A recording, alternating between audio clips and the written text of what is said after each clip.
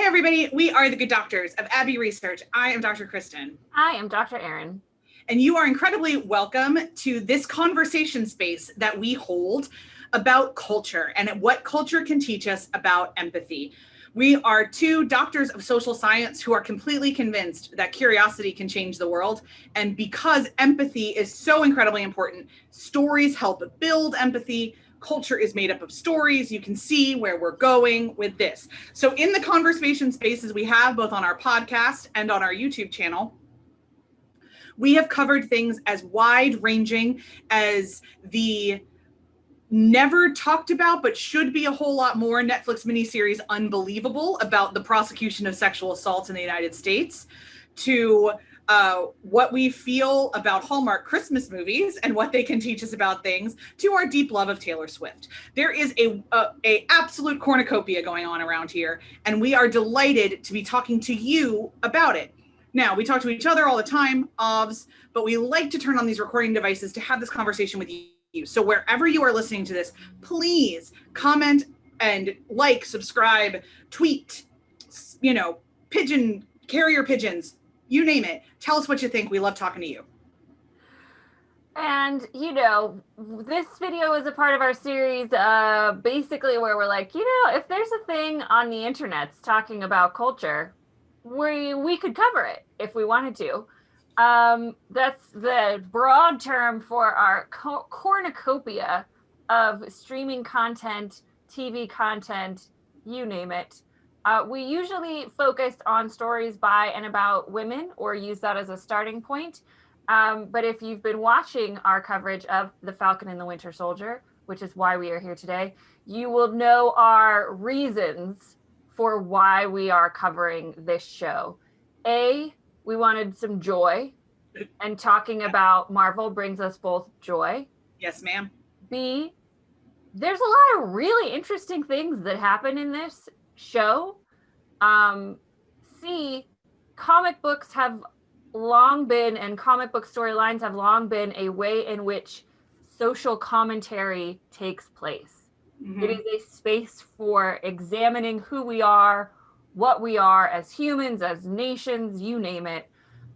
It's a really creative place to do that, which for a long time I didn't give a lot of credit to, because I think we tend to look at comic books societally like cartoons, and then we diminish them, even though cartoons have always been politically adept satires as well. But that's by the by. So for those big reasons, we're talking about The Falcon and the Winter Soldier. We are up to episode 4. The whole world is watching. And gird your loins, y'all. This is going to be a long one. I mean, you clicked on the link, so you see how long this episode of our coverage is. But if you somehow weren't paying attention and didn't see that it's 45 minutes long or whatever, we have a lot of things to say about the events that take place in The Whole World is Watching. We kick off with Bucky and Sam being Bucky and Sam. No, really where we kick off the whole thing is in Wakanda. And that's where we're going to do some fandom corners. We're going to do some wider stuff, but I want you guys to know as we're watching that I have both fandom feelings about Bucky in this episode and PhD sociology feelings. I will separate them, I promise. Dr. Erin, so after we're in Wakanda and we see Bucky break the programming, what happens? Yeah, we get a lot of the buddy comedy, Bucky and Sam. We also have the increasing tension with Lamar Hoskins and John Walker, i.e. low-cal Captain America, discount Captain America. Pick a slightly derogatory nickname, and that is what we will call him. So they're all in the search for Carly and the remaining vials of the super serum. That is the driving impetus of these 4 humans. So they trace Carly back to Riga in Latvia. So we were in Latvia. I think in an earlier episode, we were like Estonia, Romania. We were vaguely racist to Eastern European. It's set in Latvia. So they get to Riga. They find Carly at the funeral service for her mentor, Doña Madani. And we get a lot of discourse in this episode about what it means to be a superhero. What is your motivating animus to be a superhero? We get a lot. Should there even be superheroes? Should there even be superheroes? Yeah, we get the Helmut Zemo of it all coming in to say, draw the direct connection between superhuman people and supremacy. Mm-hmm. So we're getting a lot of stuff in here. We get super patient Sam, not super patient Locale Cap. It creates a kerfuffle in which, Locale Cap scares Carly away and they have to regroup.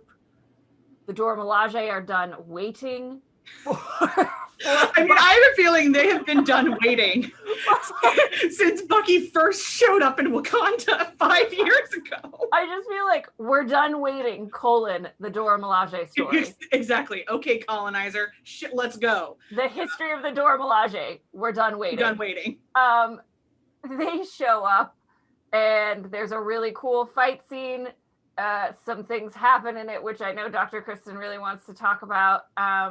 But again, we're advancing the plot forward to see eventually that Locale Cap, in one of the kerfuffles, finds the lone vial of super serum that Zemo did not crush. And it was so telegraphed. Like, the camera went to it. I looked at John and I was just like, that boy is about to take the serum. And he's like, how? He doesn't have a Vita Ray machine. I was like, I don't know. We don't know.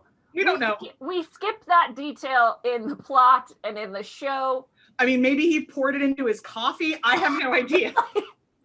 The Vulture recap was like, were there no side effects? Is it more efficacious than the Moderna vaccine? And I was like, yes, come on. Yeah. We know a lot about vaccines and other treatments these days. So that becomes really the driving force of this episode, is a conversation between John Walker and Lamar Hoskins about, would you take the super serum if you had a chance? Again, Dr. Kristen already talked about the parallels between Erskine talking to Steve about what the super serum amplifies in a human. So we're really getting that as a heavy hitting theme in this season, especially in this episode. We have another confrontation at the end of the episode, which is a fight sequence. We learn that Walker has taken the serum. They're trying to get to Carly and the other flag smashers. There's a lot of fights, and eventually Lamar Hoskins is thrown against a pillar and presumed severely injured, if not dead. And that's when Locale Cap loses his mind. There's some other parallels here about sidekicks and the way that Steve reacted when Bucky was injured and Civil War of it all. There's a lot of parallels. Really brief notice here that in all of the good work that Marvel is doing, killing off the Black character whose only real existence was to motivate the storyline of the white character to begin with was not a super great look. Not a good look. Yeah. This is the episode when I was thinking about it again, that I was like, lest you think that Marvel is just going forward at dealing with race. No, we're still treading water. Took a couple steps back with what happens to Hoskins, especially since he becomes a Battlestar, I think. Yeah. Like in the comics. So in the comics, he lives, and it is not a death to drive a plot in the way. Yeah, but they needed something to send Walker over the edge, and the death of his best friend is a valid motivator. But just like in a lot of the rest of the MCU, they didn't stop and think of either the optics or the implications of the wider decision. Yeah, and so we get the title for the episode at the end, really, when Walker loses his stuff and murders one of the flag smashers with the shield, while literally everyone in the square in Riga is watching and or filming. It remains one of the most visually impactful things I probably have ever seen on television for me. The panning of Locale Cap with blood on the shield. So we get some big themes in this episode, lots about superheroes, who's right, who's wrong, what the serum does. Dr. Kristen, let's tackle episode 4. Whew. Okay, what do you we're going to start with? I'm going to start with Bucky, because in a way, those kind of the two pieces we get of him are more contained. And then let's move on to the serum and local cap and using Howard's shield to murder. Because like, honestly, like that's Howard made that shield. Anyway, I have feelings about the shield. So we're gonna go to that later. Let me talk about Bucky. Yeah. We open so really brief reminder for anybody who's not living in my brain. When Bucky was kidnapped by Hydra, he was given code words to turn him into the Winter Soldier. And kind of anywhere he was in the world for 70 years, he could be breaking the programming and hanging out as Bucky. I have lots of headcanons around that. I imagine he enjoyed the 60s.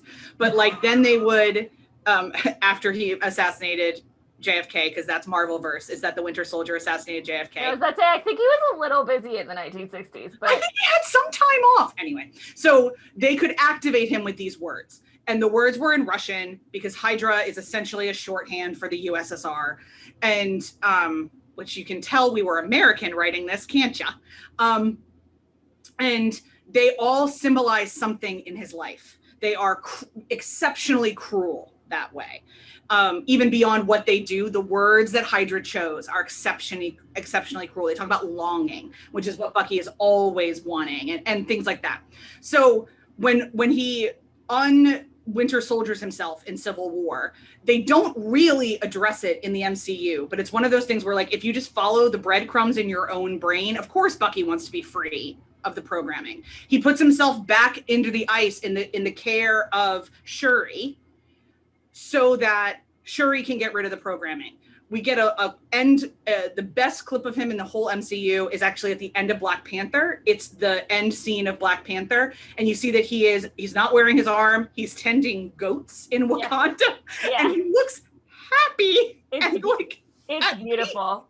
I love that. That was such a gift for them to give us with that scene. It's one of my favorites. I love it. And Sebastian Stan was not given a whole lot of Bucky until this series. And he did as much as he could, and honestly more than he did a hell of a lot with the very little he was given. Very, very little he was given. Yeah. But it's one of those like, none of us have been brainwashed by a fascist organization, but all of us have had trauma. Speak for yourself. And there's a really fun parallel between Bucky and Tony about non-consensual body modification, that what Tony went through in the cave and getting the arc reactor, and what Bucky went through with Hydra and the arm. There's a lot of parallels between the two, and kind of how they then interacted and their apex with Steve. And that's a really fascinating MCU thing that I wish the movies would have done a little bit more with. But I'm glad we're getting trauma Bucky now. So this flashback is about the process. We know that Princess Shuri, used some of her magic. And Shuri magic is technology beyond any of us can ever explain. There's a lot of implications in fandom anyway, that Tony would have thought that Shuri was smarter than he was in a way, and he would have been really impressed with Shuri, especially looking at how he handled Peter and this idea of the next generation. I would have given my eye teeth for a scene between Shuri and Tony, snarking at each other. And she's potentially a stand-in for Riri Williams, who is in the comics as one of the young Avengers and a total genius. I'm getting off track. I apologize. So I've always thought that just because Shuri's magic and massive tech is great, she can do a lobotomy and all those kind of other things, but that there's still traditional psychology behind this.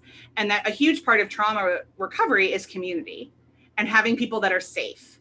And in so many ways, what this episode showed us is that the Dora Milaje became Bucky's family in this time in which he possibly could or couldn't talk to Steve.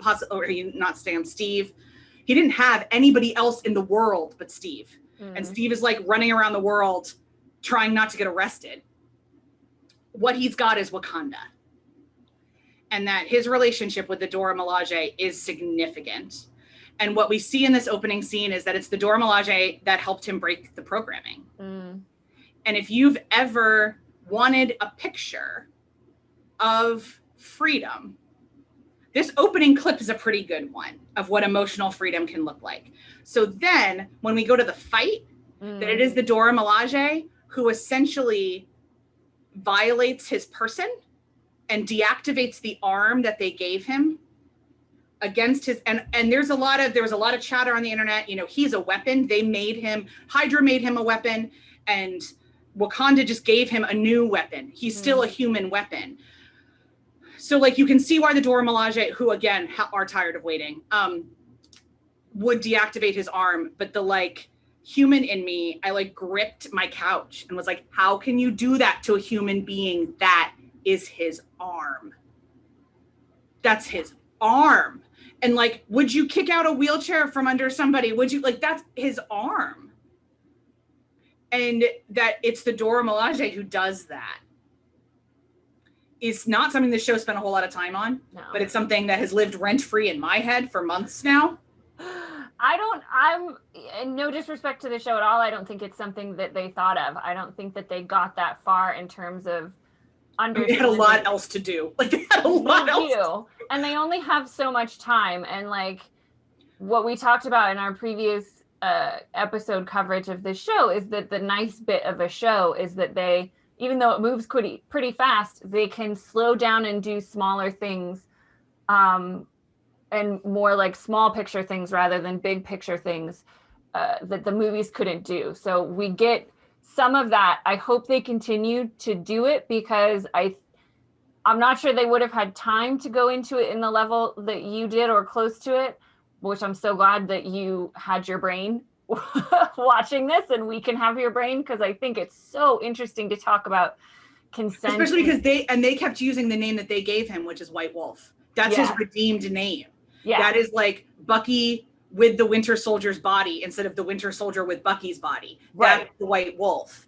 Right. And recognizing that he is neither Bucky nor the Winter Soldier anymore. He's a different entity. He's a different entity, which in like fandom corner, that's something that fan fiction plays around with all the time is what would Bucky want people to call him? Yeah. What would this look like? Is the Winter Soldier a separate personality, like a dissociative identity disorder? Mm-hmm. Like, what is this like? We play around with this in fandom all the time. I've written the Winter Soldier 1,000 different ways because I'm fascinated by this. But yeah, a big part is what do you think Bucky would want to be called? Because truly, the only living human that we ever met that called him Bucky was Steve. Yeah, and so I think, you know, this idea that he had so much trust built up with the Dora Milaje and Io specifically Io, yeah. In this series and in the flashback. And then for the deactivation to be something that they kept from him and then used against him in that way. And, you know, we can spend a lot of time arguing the side of the Dora Milaje in that fight and why I understand why they did it. Yeah, completely. Yeah. It's not unjustified at all. But that doesn't make it okay. And so I don't know, a lot happened in this episode and the rest of the season, so I don't know if they're going to backtrack to that, but I would love for them to continue to explore the relationship between Bucky and Io and the Dora Milaje and Wakanda. Yeah, I mean, in my dream life, Bucky and Sam show up in Black Panther 2 because they're so connected to them now.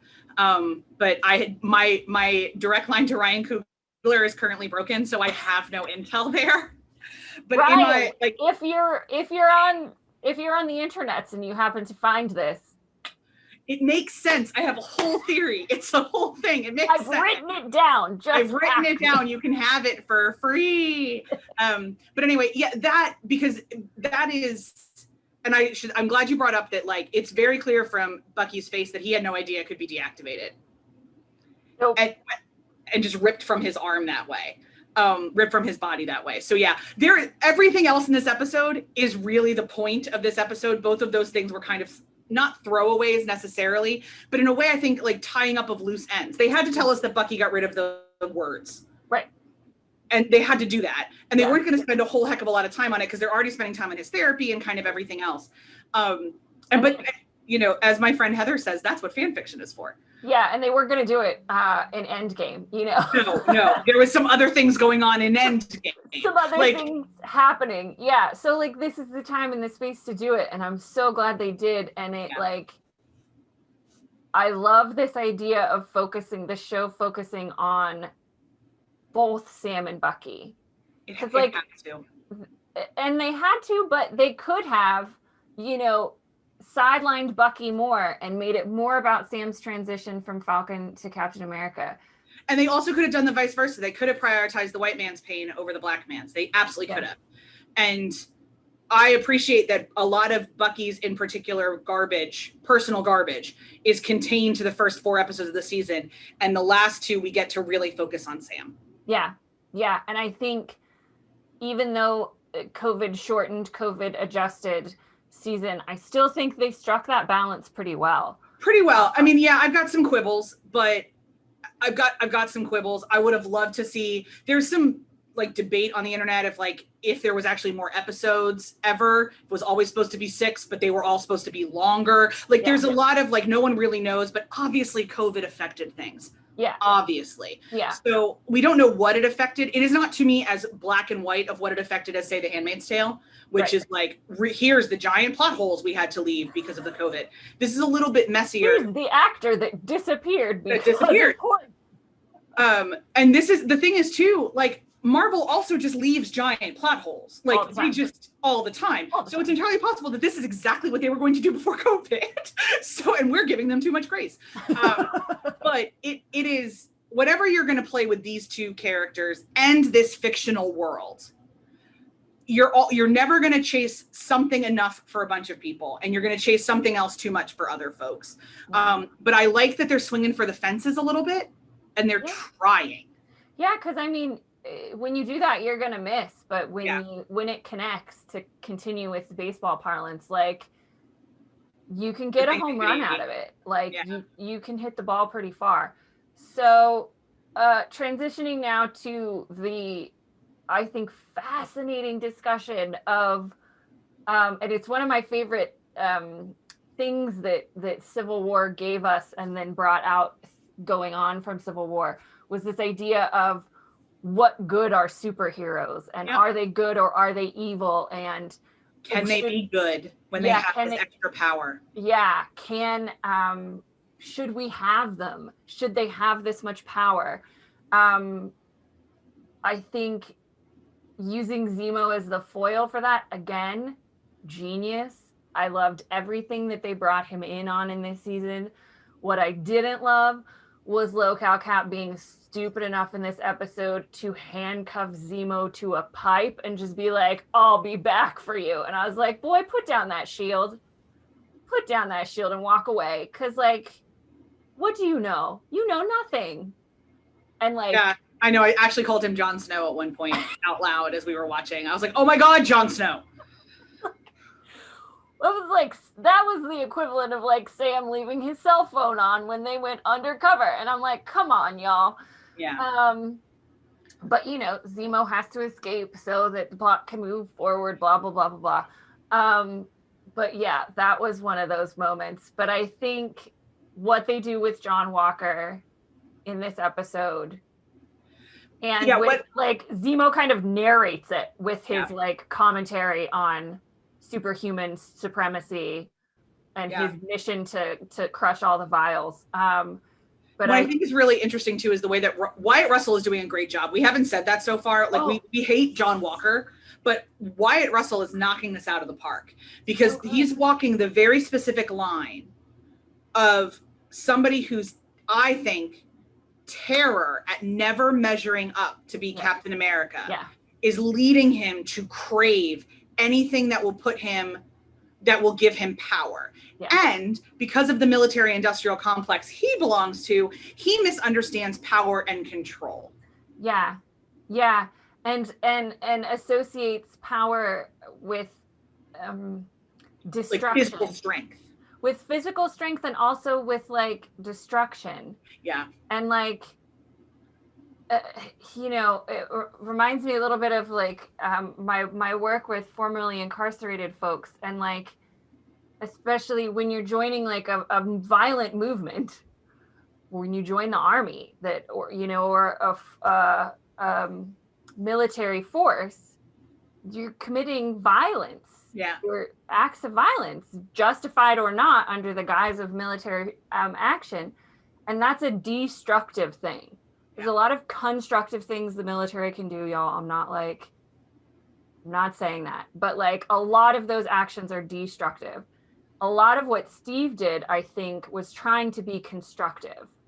But that's not, especially not in this version of the American military industrial complex that John Walker comes from. That's not a perspective that we give our soldiers a lot. And so I think he sees his role as protecting through destruction, saving through destruction. And he can't really see a way around that, which is why he gets so impatient with Sam's diplomacy and Carly. Like, no, we have to go in and be the aggressors in this. He also, we have to remember too, like, this is somebody who grew up in a world in which he was taught about Captain America. Yeah. And we need to talk about propaganda in Captain America. Oh, yeah. So one of the things that we know, being in Steve Rogers' life as much as we could in the comics, is that like he hated the USO tours and he wasn't ever actually allowed, he wasn't actually a good soldier. He wasn't really great. Bucky's a better soldier. And Bucky understands military stuff. Steve's a good strategist in some ways, but we see with the Avengers that he's not in a lot of other ways. Not a great soldier, no. He's not a great soldier, but he is a really great man. And that Walker cannot tell the difference between those things, because I think very honestly, my guess is the way the propaganda has always been said is that you weren't ever told that those were different things. No. I mean, the World War II propaganda we get without a symbol like Captain America. Jesus wept, I can't imagine what John grew up with. And he's our age. So I think we are supposed to, if I can place myself in what it would have, like my peers, and what we all would have wanted to be, and the disillusionment a lot of people in our generation felt over Iraq based on what we were raised with what America is. And then a lot of our friends started going to war and we started hearing stories and we're like, oh, interesting. Yeah. And the disillusionment that the boomers felt with Vietnam and kind of all of those things, there's a lot here that the narrative of Cap would have not changed, if that makes sense. Oh, so, yeah. Like Cap still is encapsulated in World War II iconography. Like the fact that Steve put down the shield and became nomad, there's times I wonder, like, if we were living in that world, how much of a shockwave that would have sent through a lot of the rest of us of like, holy cow, what do you mean Captain America put down his shield? What do you mean he's on the run? What I don't understand. He's our national symbol. What are you talking about? Yeah. And that's also the world that Walker is in. Right. And I think like again, Wyatt Russell's doing a lot with a little. Yeah. Because they didn't give us a lot of time to show him understanding the weight of that. Like, no. I would have loved, even just a montage. We love a good montage. I would love a montage. Like a montage of him like playing with Captain America toys when he was a kid. Like we all love the story of Tom Holland and the picture of his like Spider-Man Halloween costume when he was wee, right? Like, so, and they might not have had time for that for whatever reason with this, but he's doing a lot of face acting where you can see that he feels that weight and is like panicking. Oh yeah, he's in desperation mode. And that's the Vulture recap brings that out as well. Like he's doing such a good job of showing how desperate he is to live up to this. And desperate people make dumb decisions. Act irrationally a lot. And so you've got him living up to a symbol that arguably you can't live up to. Steve couldn't even live up to it. That's part of Steve's journey. Exactly. And all the pressure on him, especially from the US, to be the new Captain America.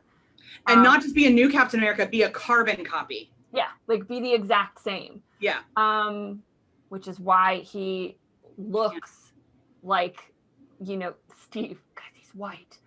But all of that, and then he took the serum, y'all. And then on top of all of this, we have the toxic masculinity of it all. Yeah, we didn't even get, that's like a whole separate discussion. But yes, like, that is a huge part of what's happening. Like, this is how he's also, not only has he been taught, like, this is how you be a soldier, he's been taught this is how you be a dude. Yeah, that's how you be a man in America, for sure. And there's no, so he can't process his emotions. Oh no, he's not been taught how to. And that's what toxic masculinity does. So as we get into the death of Lamar, it is all of these things. It is that he is desperate and scared. And also the serum, if he is desperate and scared, is going to amplify the desperation and the fear. And the toxic masculinity of a person who is unable to deal with his emotions. So he can't. It's interesting. We talk a lot about toxic masculinity and really what Jackson Katz talks about, and is the narrow masculinity, the shallow masculinity. Men have never been allowed to be their full selves, right? Because of the way we talk about masculinity. And this is one of the things when we talk about rape culture as well. There's so many times that I'll listen to famous folks. Jameis Winston is the example I say all the time. I wonder, Jameis Winston still denies that he committed sexual assault against the woman who brought the case against him. Denies it forever. And some of the ways his eyes moved and his face moved in interviews, I believe he thinks that's true. He does not believe he committed sexual assault. He did, because she very clearly said no. But because of the culture that he was raised in, he was taught that no one says no to a famous football player. And she's probably just playing a game. Right. And so there's a level at which, like, we should always hold people accountable, but we also have to do this cultural context of in what ways have we set them up to fail? Right. All John Walker was set up to fail at this. He was never going to be who they wanted him to be. Nope. because he's not a carbon copy. He's not Steve. He's not an asthmatic kid from the Depression. Like, he understands power differently. When you have to, the transformation of Steve from little Steve to big Steve is a huge part of what he carried and how he does his body. John Walker's body didn't change. Right. They just put him in a uniform, and that's different, and that's weird, and kind of all this other stuff. And plus, after growing up with the propaganda, he's got stars in his eyes. Yeah, both the propaganda too, and I think, Steve didn't do interviews on Good Morning America. Right. Exactly. Like, the propaganda, the way the media is different from, when Steve first came out as Cap and John Walker. But then also too, and we've talked about this a lot, but I think it just bears repeating time and time again, it's entirely different U.S. military. Entirely different.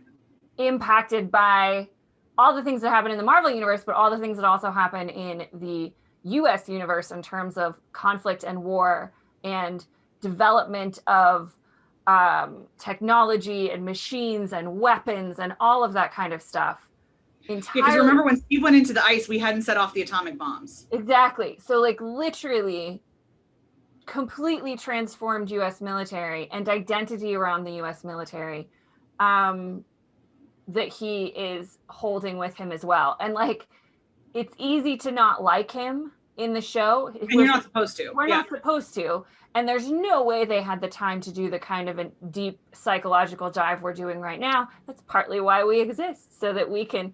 We're all part of the team here, Marvel. We're all part of the team. You're welcome, folks at the Falcon and the Winter Soldier, because you definitely wanted our conversation in this. But I think, to me, the fact that we can sit here and have a 45-minute conversation about what took place in an hour's worth of television about superheroes is one of the coolest things. And I'm sure they love it.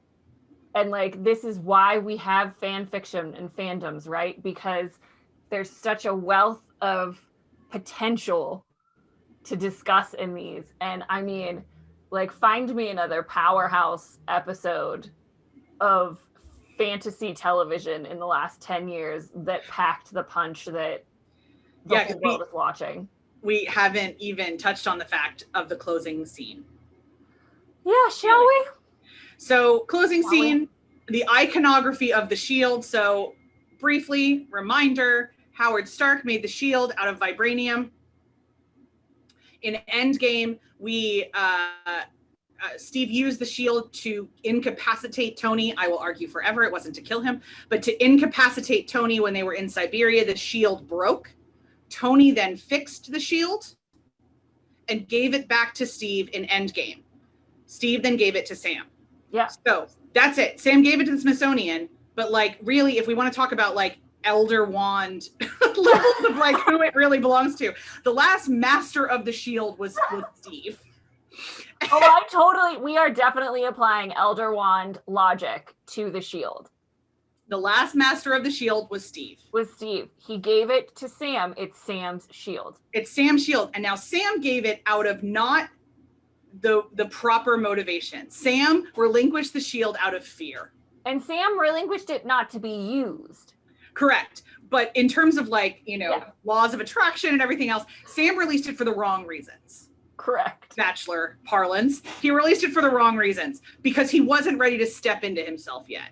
So spoiler, I mean, obviously he does. And we're going to get to that in episodes 5 and 6. But this whole thing, like, I just kept looking at it being like, as I'm watching John use the shield to commit violence. Oh. And the last time the shield was used to commit violence was Steve against Tony. The physics are the same. The way he's standing is the same. They wanted us to think that this was in Siberia, but the Siberia thing was in private. Yeah. Steve and Tony and Bucky had a thing, and it was ugly, and it was intense, and it was a lot of toxic masculinity as well, because none of those three men knew how to deal with emotions. God love them, and their cotton socks. But like, it was a lot. And it was a battle of private, and it was between friends, and it was between equals. And trust me, if Tony had wanted to kill Cap and Bucky, he could have. Those repulsors are no joke. And if Cap and Bucky wanted to kill Tony, they would have ripped that uniform off. They're super soldiers. That wasn't ever about committing murder between the three of them. That was about grief. Yeah, and like for me, and I think you used the word like incapacitate, like, and it was the fight, the end of the fight between Cap and Tony in Civil War was about incapacitation. And there's a point, obviously, with all the parallels where John Walker and this flag smasher, he gets to the point where he has incapacitated this person. He has disarmed the threat. The threat is gone. And the fact that he chooses to go beyond that and murder him is the big old difference, because that is not what that shield has ever been intended for and or used for. And that we've gotten glimpses that he was going to go here, right? Because in earlier episodes, like, he used weapons a lot more freely than Steve ever did to harm other people. So they kind of hinted at it. But and that's another thing of the military. He's going to be a lot more comfortable with a lot more guns. A lot more guns than Steve ever was. Yeah.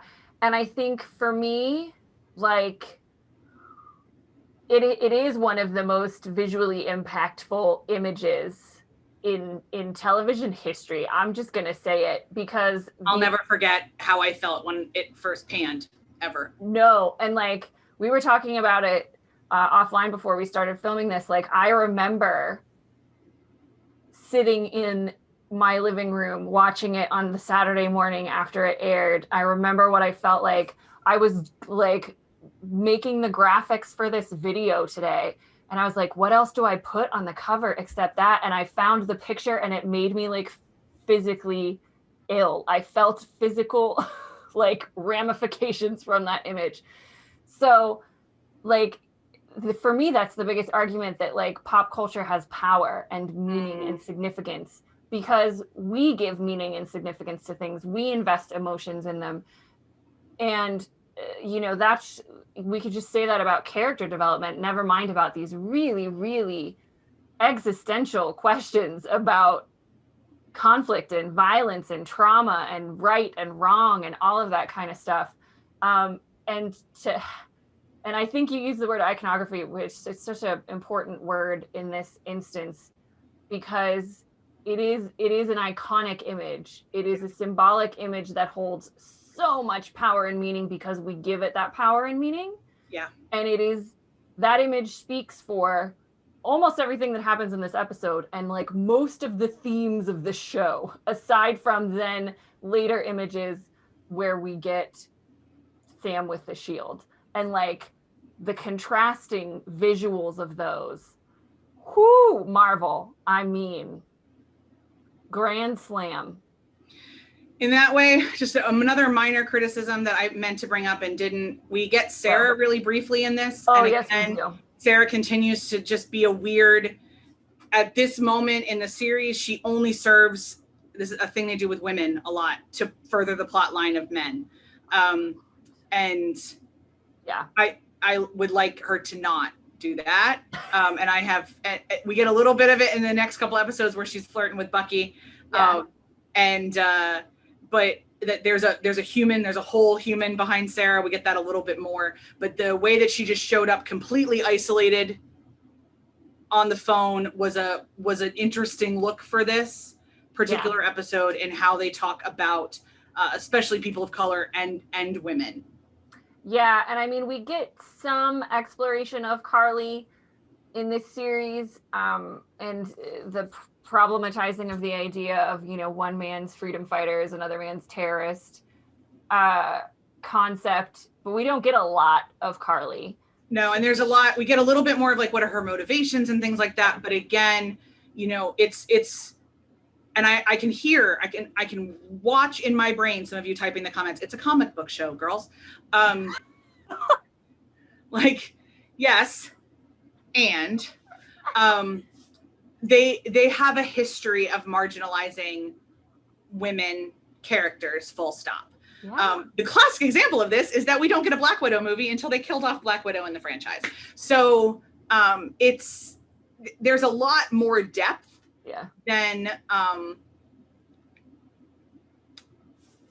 I hope we get more. Yeah. I hope we get more. Same. You know, when we get to the end of this, we will have many thoughts and feelings about what we want to see in season 2. And that is getting added to the list. For sure. And just part of my list will always be smooching. I always want more smooching. More smooching. We just need... Why are we so anti-smooching, Marvel? Bucky and Sarah forever. Bucky and Sarah. We'll do the Bucky and Sam big queer baiting question in our wrap up, but I stand Bucky and Sarah. So I think we've run out of proverbial steam on episode 4. If you've stuck with us this long, thank you. God love you. Thank you for joining us. We hope you enjoyed the conversation. We certainly did. We had a lot, I think, even more to talk about than we thought we did, which often happens with the two of us if you're fans of our coverage. So we'll wrap up episode 4. We'll see y'all next for episode 5. Please make sure and comment with your thoughts and feelings about this really fascinating episode of television. We would love to talk to other humans about it. So we will see you in the comments, or we will see you for episode 5. See you then.